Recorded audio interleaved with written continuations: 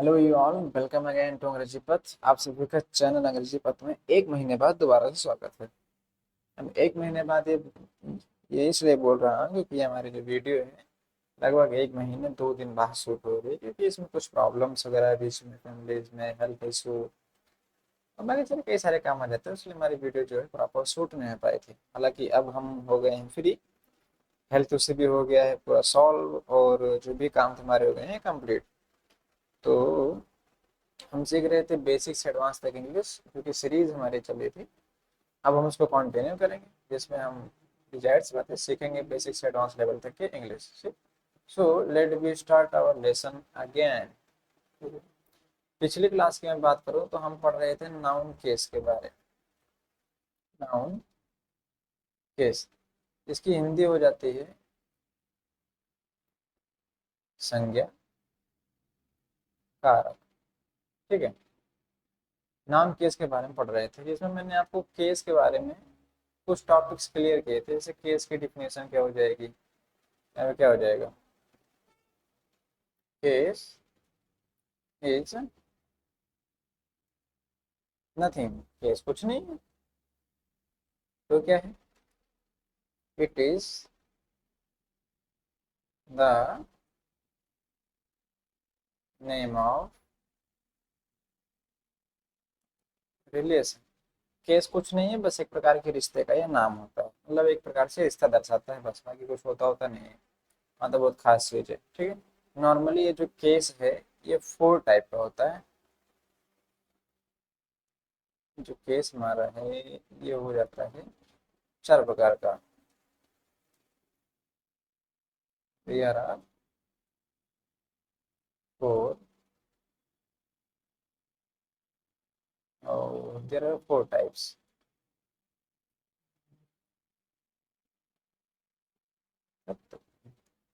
चलिए, अभी अभी इस पे हम लोग हैं नए नए, तो उतना ही जो हमारा हाथ है उतना सेट अभी नहीं हुआ है।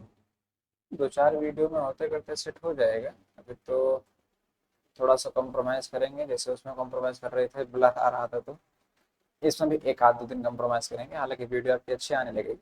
ठीक है, फर्स्ट मैंने इसमें आपको बता दिया था, जो पहला होता है हमारा नंबर 1 वो होता है नॉमिनेटिव। नॉमिनेटिव या इसको सब्जेक्टिव भी कहा जाता है, सब्जेक्टिव केस। ठीक है, दूसरा मैंने बताया था आपको objective case. Objective case. Third होता है हमारा वोकेटिव केस। Vocative case. ठीक है, और फोर्थ जो सबसे इम्पोर्टेंट है, वेरी इंपॉर्टेंट इसको कहेंगे, तो थोड़ा सा लंबा चलता है ये, चौथा हमारा हो जाता है पजेसिव। Possessive case. ठीक है, जिसमें से हमने आपको सब्जेक्टिव केस के बारे में कुछ टॉपिक क्लियर कर दिए थे। जैसे मैंने यहाँ पे लिख दिया सब्जेक्टिव केस होता है क्या, इसके बारे में समझो पहले। सपोज करो यहाँ पे मैं एक महिला बना दे रहा हूँ और यहाँ पे एक पुरुष। ठीक, ये दोनों एक दूसरे को आपस में जानते हैं। इसका नाम हम रख देते हैं, कुछ सिंपल सा नाम रख दिया जाए। इसका नाम हम रख दे रहे हैं राधा। ठीक है, इसका नाम मैंने पुट कर दिया राधा, और इसका नाम हमने पुट कर दिया राम। अब हम क्या कहेंगे, राधा राम को जानती है, राम राधा को जानता है, इसका मतलब फिर। ठीक है, अब देखो ये दोनों कहीं ना कहीं वर्ड अगर देखा जाए तो दोनों नाउन है। ठीक है, और जब मैंने शुरुआत में पढ़ाना आपको स्टार्ट किया था तो मैंने बता दिया था, अगर किसी भी वस्तु का हमको एग्जैक्ट नाम मिल जा रहा है तब उसको कह देते हैं कि ये नाउन है। नाउन मतलब प्रॉपर नाउन है, कुल मिला के हमको नाम मिलता था तो नाम कह देते हैं। ठीक है, अब देखो मेनली जो सेंटेंस होता है, ठीक, सेंटेंस में मेनली 3 पार्ट होते हैं। एक होता है हमारा सब्जेक्ट, दूसरा होता है हमारा वर्ब, और तीसरा होता है ऑब्जेक्ट। ठीक है, नो मतलब अब वर्ब की कंडीशन क्या है, ऐसे वर्ड जिसके लास्ट, हिंदी के लास्ट में ना आ जाए। ठीक है, पढ़ना, खेलना, कूदना, नहाना, धोना, सोचना, उठना, सब इसमें आ जाता है। ठीक है, सोचना, थिंक, थिंक मतलब हो गया सोचना। तो इसमें सारे में, अब तो सब्जेक्ट की प्रोबेबिलिटी क्या है, ये किसी का नाम हो सकता है। ठीक है, कोई बिना नाम का हो सकता है, नो नेम के साथ में, और ऑब्जेक्ट भी ये हो सकता है। तो ये दोनों नाम है, तो कहीं ना कहीं कह देंगे ये नाउन कौन सा है, ये सब्जेक्ट है, कह सकते हैं। तो सेम डिफिनेशन यहाँ पे बनती है, अगर कोई नाउन या कोई प्रोनाउन किसी भी सेंटेंस में, किसी भी सेंटेंस में एज अ सब्जेक्ट यूज हो रहा है, एज अ सब्जेक्ट अगर यूज होता है, तो उस नाउन या प्रोनाउन को, इस नाउन या प्रोनाउन को कहा जाता है कि सब्जेक्टिव केस है। तब इसको सब्जेक्टिव केस काउंट किया जाता है। ठीक है, देन आगे क्या हो जाता है,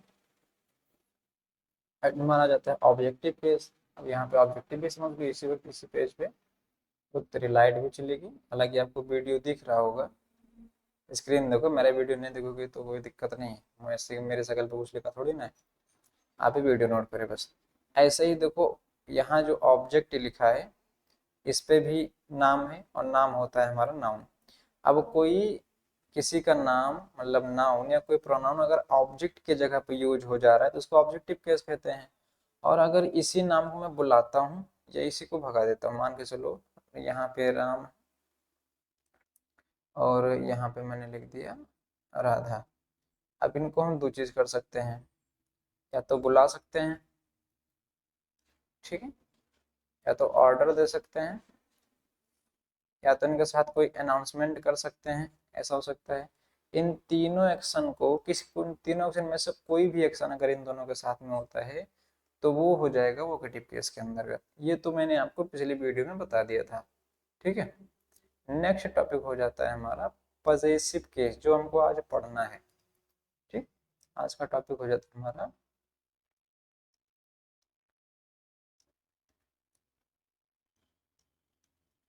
पजेसिव केस।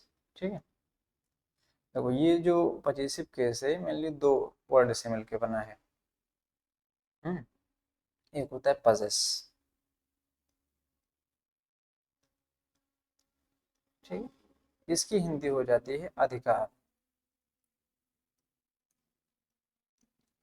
अधिकार में रखना। ठीक है, अगर इसी वर्ड के साथ में हम आई ओ एन ऐड कर दें, आई ओ एन, पोजेशन, तब इसकी मीनिंग निकलती है केवल और केवल अधिकार, अधिकार में रखना नहीं। ठीक है, यहाँ से एक चीज याद रखना, जब किसी वर्ड के साथ में आई ओ एन लगाया जाता है तो वो वर्ड जो होता है वो नाउन में कन्वर्ट हो जाता है। ठीक है, अब इसी पजेस के साथ में हम लिख दे रहे हैं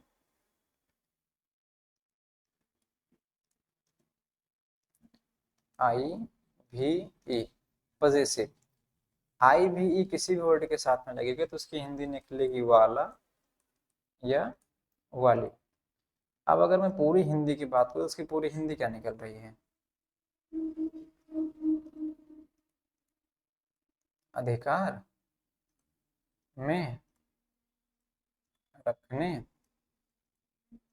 वाला या वाली।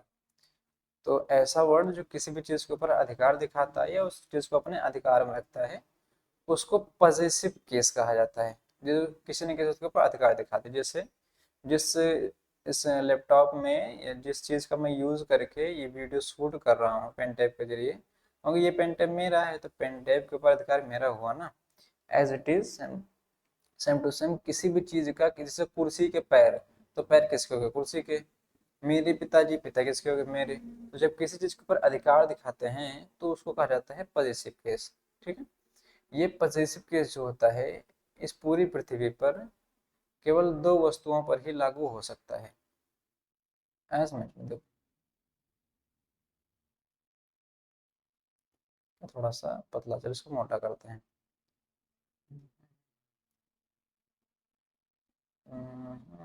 बस सही है।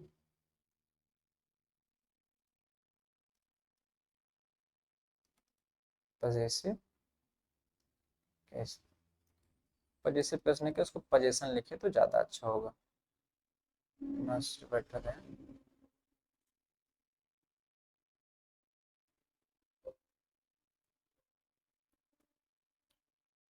अब देखो लैपटॉप की बैटरी भी होगी डाउन। नेक्स्ट वीडियो भी हम, अगर लाइट आ जाती है, क्योंकि इन्वर्टर जो है थोड़ा सा अपना, अभी पता ना टेक्निकल इशू भी ढेर सारा हो गया है, वो भी कई दिन से वैसे पड़ा है तो चार्ज नहीं होगा है। तो लाइट आने के बाद दोबारा यहाँ से हम आपको पढ़ा के भेजते हैं। ठीक, अभी तक इतना ही रिवीजन मारो। नेक्स्ट वीडियो भी थोड़ी देर में या एक आध 2 घंटे बाद आपको मैं अपलोड करूँगा। ठीक है, तो अभी के लिए इतना ही, मिलते हैं नेक्स्ट वीडियो में। जय हिंद। ठीक है। ओके।